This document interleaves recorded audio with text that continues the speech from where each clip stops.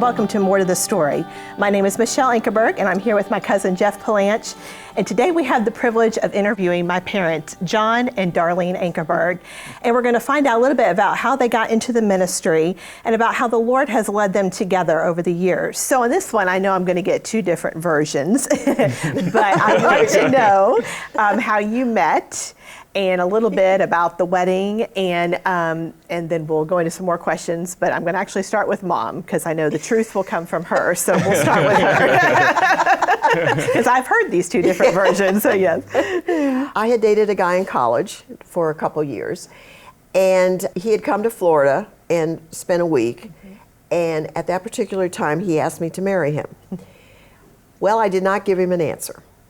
And if you remember back a few sessions ago, we were talking about, and I said how I had prayed every day that the Lord would send the right person that I was supposed to marry. So I thought about it that week and still didn't have a peace about it. I just felt like I'm a little bit of a strong personality sometimes, no comments, and I just felt like I was kind of running the show, and I thought, oh, I think I need somebody that's a little stronger, you know, that just a lot of things that came into my mind. So we went to prayer meeting on Wednesday night, and we were late as usual. This was back in Boca Raton. Yes, this was in Boca Raton. Right. And so we walked in, and they were having a prayer, and we were standing there, and I saw this new family up in the front, and the only place left to sit was the row in front of them because we were late. So we sneak in there and sit down.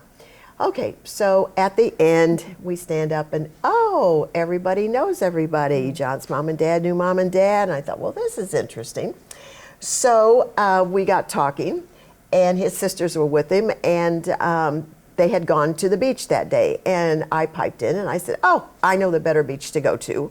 So we went to that better beach that day. Well then, so John asked me to dinner that night.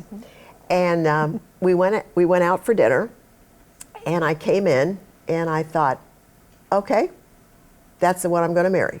So that night, I wrote a Dear John letter, not to you, but you know, a Dear John to the other person. Got everything he had ever given me, pictures and everything, and I got them all boxed up, and I was going to send them back to him. And told him that, you know, I just was really sorry, but I just didn't feel that the Lord had led me. I had no guarantees. Right. I had no guarantees at all with John, but I just knew in my heart that that was good. So we went out every night until we left Florida to travel and did all of our meetings that summer. So we started to correspond, and then we didn't really see each other till Christmas. Because you were in graduate school, right? Well, no, I was still in college. That's right. Okay, yeah. So that was between my junior and senior year in college, and he was in seminary. So things got progressing along, so I remember my dad saying, I'd already been accepted then my senior year into graduate school. So my dad just said, he said, I don't know where this is going to go, but he says, if you will just do me one favor, if you'll just finish graduate school before you get married, because he said, I want to make sure that if something ever happens to your husband, you can take care of yourself, or you have a degree and can do this.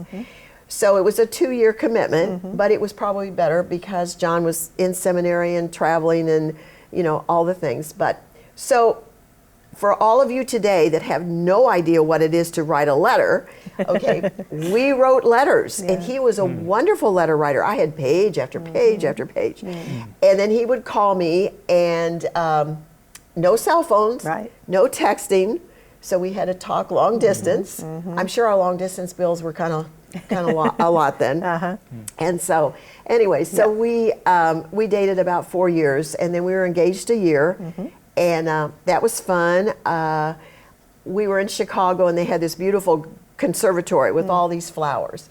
And so we went, his whole family was there. This is really funny. I think we all do things with the family. It's the way it is. Well, they were there to take pictures. And so it was on a bridge with all these gorgeous flowers. And he asked me to marry him. And I said yes. You know, it was just, of course, I'd known that 3 years ago. But, you know. But before that, he had the ring, because you stayed in his room. Oh, he yeah, had I the ring. forgot that part. Okay, so I was sleeping in John's room at that time with his sisters. And so he had taken my engagement ring and put it on, he played baseball. Right. Okay, that's another story. He's a really good baseball player.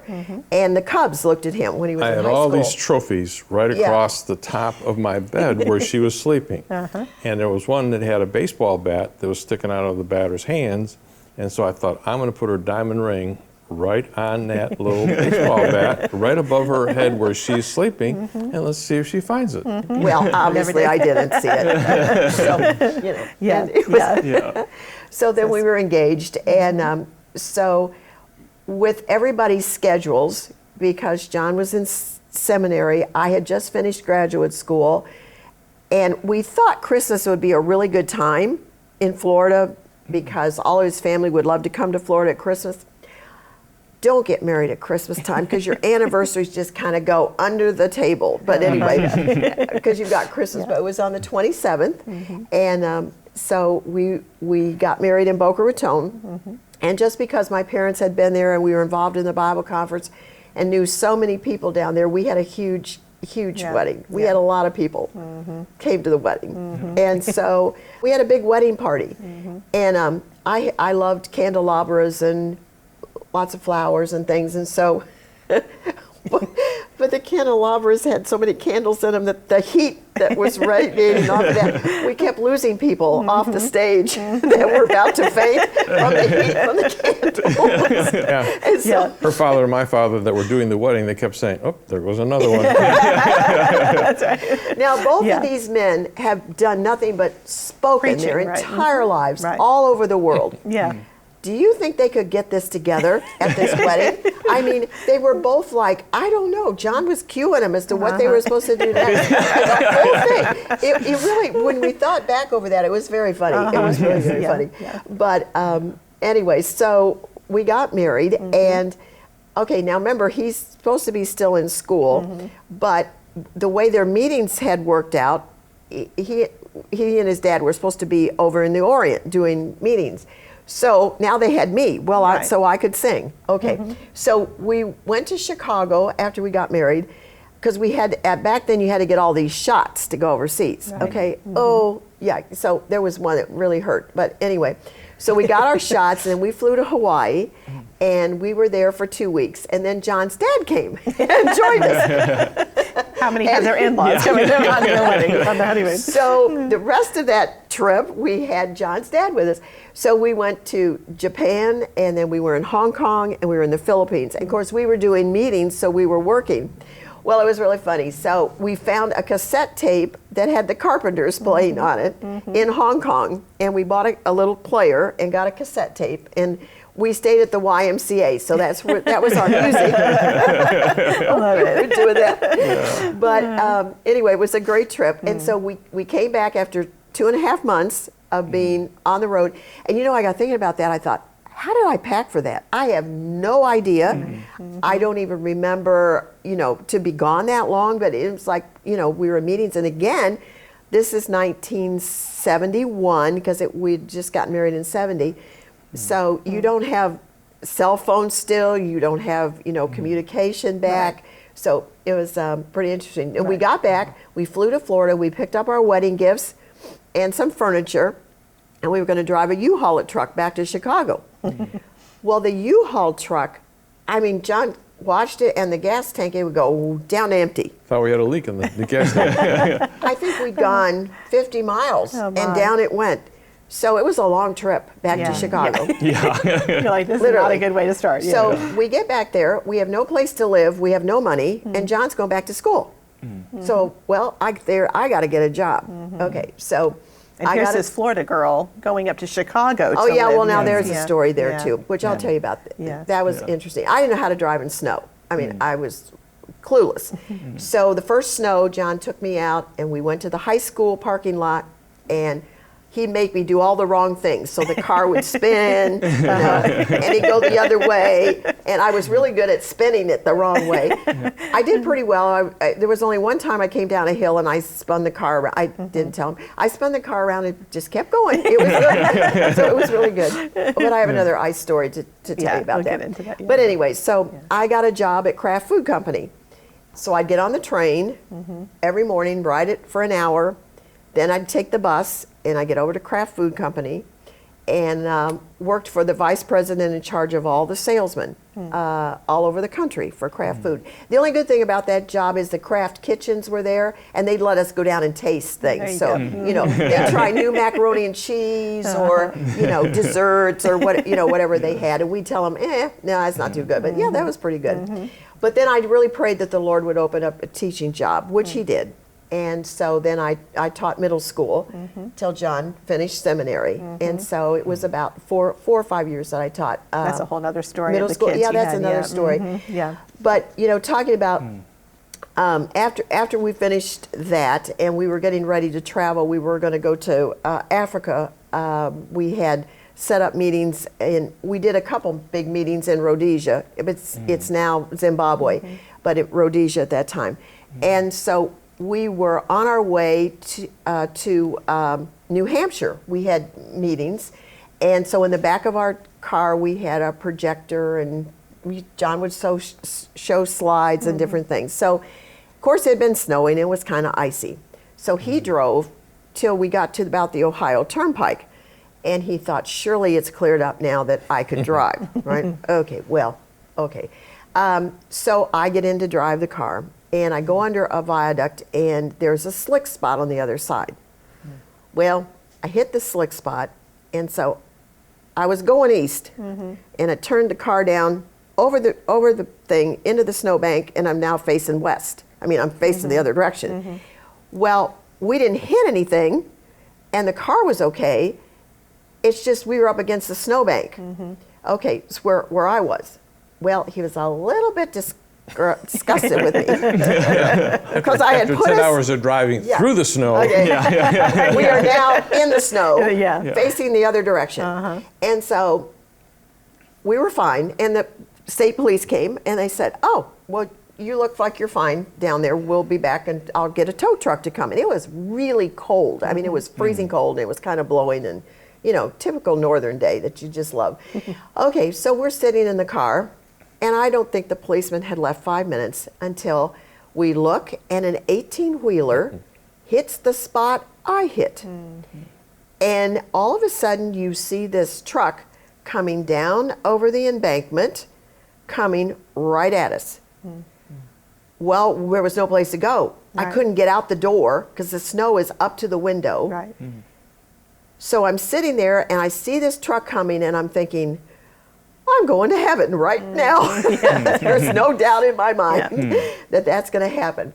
So the truck driver, not expecting anybody to be down there, sees that there's a car there. So he was smart enough to get the cab past us, but the bed of the truck was coming down and hit the roof of the top of the car, and it's coming down and down and down. And so I'm holding on the steering wheel, and I hear this crash. It was just terrible, crash, crash, crash, crash. And I shut my eyes, and I thought, okay, I'm ready to go to heaven. And I opened my eyes, and I thought, John, are you there? He was over there. Glass is all broken on this side, and the truck is there. And he's like, yeah. I said, are you okay? Because I think I'm okay. What do we do? He says, I think we need to get out of here right away. I said, okay. So I rolled down the window, and I thought, I got to get through the window, okay, of this. So we crawl through, and immediately I'm in a snowbank up to here. I couldn't even really walk. Well, by that time, the truck driver had come around, realizing that we were in there. So we crawled out of there. John was afraid that the bed of the truck would keep going down, and we never would get out, or we'd be crushed because we didn't know what was under there. So there we are, stuck in the snowbank. The truck driver's trying to help me maneuver through the snow, and here comes the state trooper back that had left us. Well, here we are. Wow. So it totaled our car. But you know, through all of that, it seemed like whenever we were going to go do some phenomenal things, and that the Lord we knew was going to bless.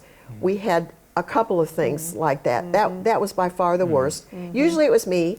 Then there was another time a guy crossed 5 lanes of traffic in Chicago and hit me broadside. And John was about to leave, to go to the airport. So there was that. And then didn't have a car. And another time I got really sick. I had mono. And he left. And He's always leaving. So there, but through all that, the Lord took care of us. And He protected us. And another time in 1986, before some things happened in 1987 that we won't get into and talk about, but my dad had Parkinson's, and one of the things that helped him was movement. And so he wanted to go on a cruise. And so he and Mom paid for all of us, and we went on a cruise. And we came back, and we thought we'd stop in Puerto Rico. And so we did, and we stayed in a hotel. And it happened to be the DuPont Plaza Hotel. And we were going to leave. I think it was New Year's Eve day. We were going to leave. And so we couldn't get a bellman, because it was very funny. They were in a labor dispute. So all of them were in a meeting together. And so the assistant manager came and helped us. There were 5 of us with all this luggage. We still travel that way. There's a lot of stuff. So, and he helped us get down, and we got in a cab, and we were going to go to the airport. And before John got in, he had looked over to the side, and he saw this smoke coming out. And he just thought, well, it's the kitchen. They're getting ready for New Year's Eve or something. We get to the airport, and I remember we took off, and as we went, you could see the coastline, and I thought, look at that cloud, that whole smoke all over that hotel. I thought, that's strange.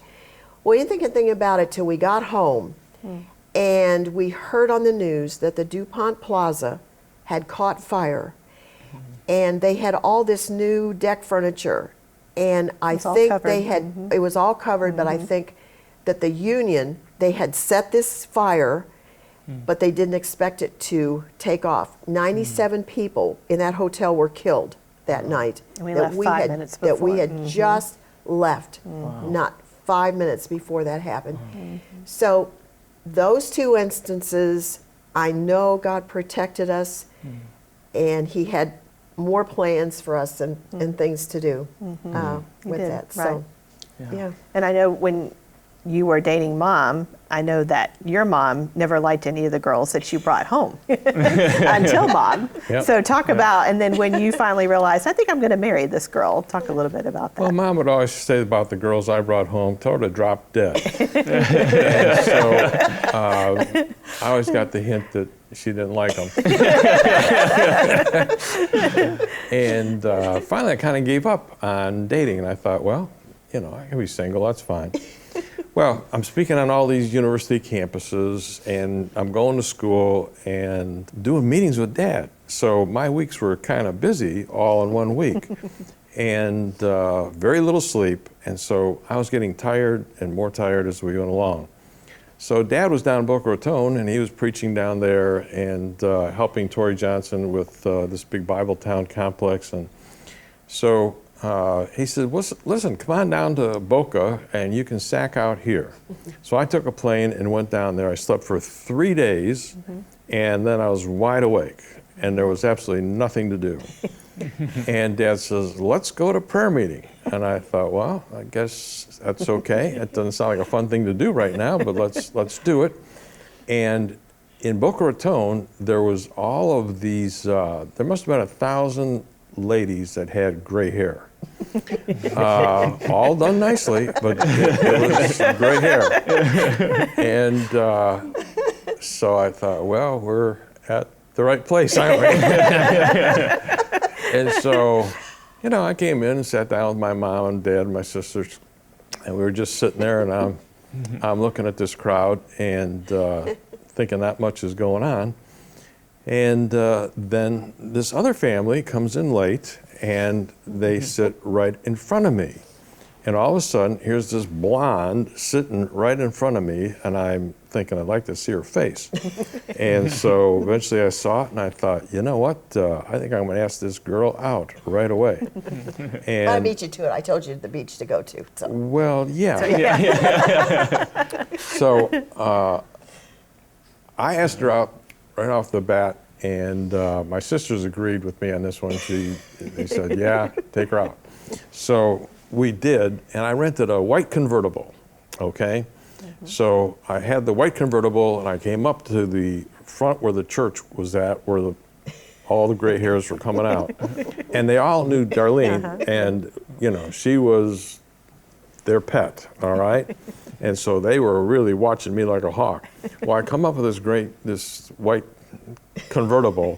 She gets in, and so the two blondes roll away in the sunset. And that started. So every time we go to church at Boca Raton, you know, her mom played the organ and her dad did the meetings and so on. They had these huge concerts, and Darlene would sing and all this kind of stuff. They were still watching me.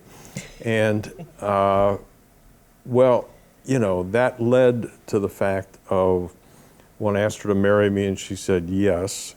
And we decided to have the wedding in Boca Raton. Well, this was the big news of the city with the gray hairs, okay?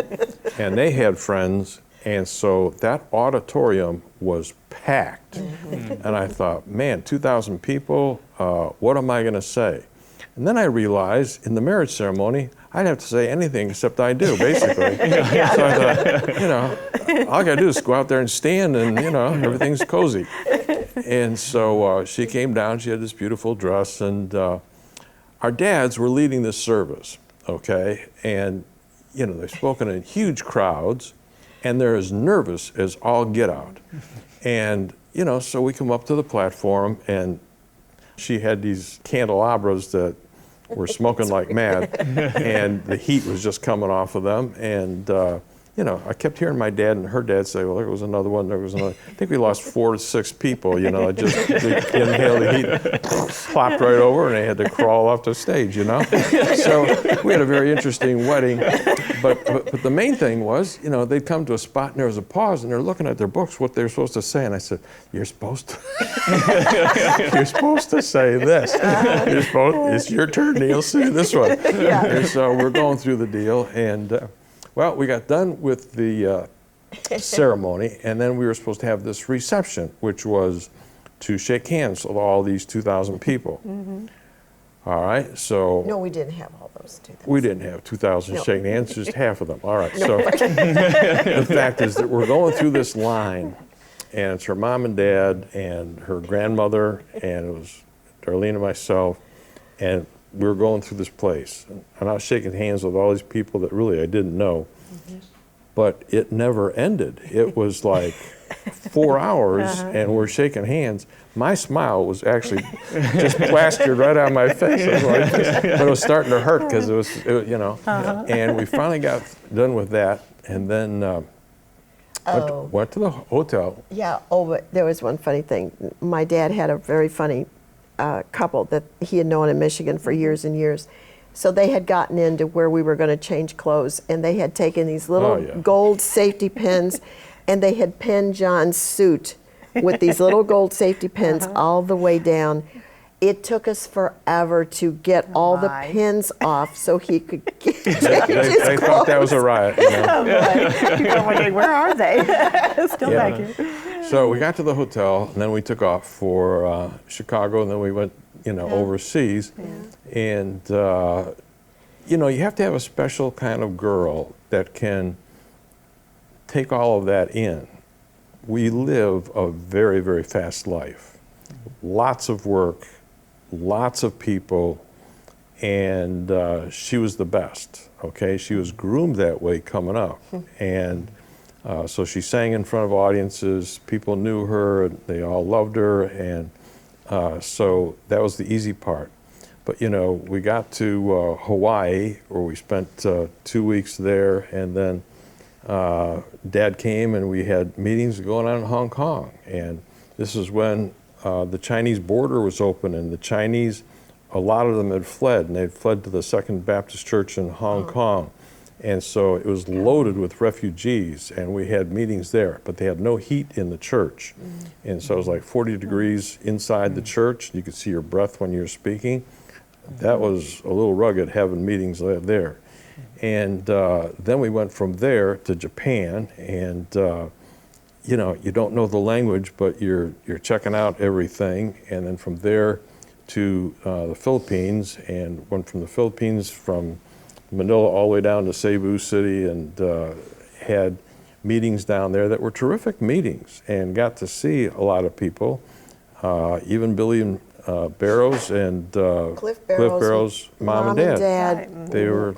They were in charge of the missionary home that was there, where the missionaries would come for R&R, and they were just so special. So we got to see them. So. Yeah, then we came back, and you know, we life went on. Life went on, and the thing was is that her dad was right. She got these degrees, she was smart, and people liked her, and so she started going up the ladder. And the problem is, she had to take from the suburbs all the way downtown this train, which, as you know, Jeff, is 45 to an hour long, going down, hour coming back, and you do that every day. So she's getting up.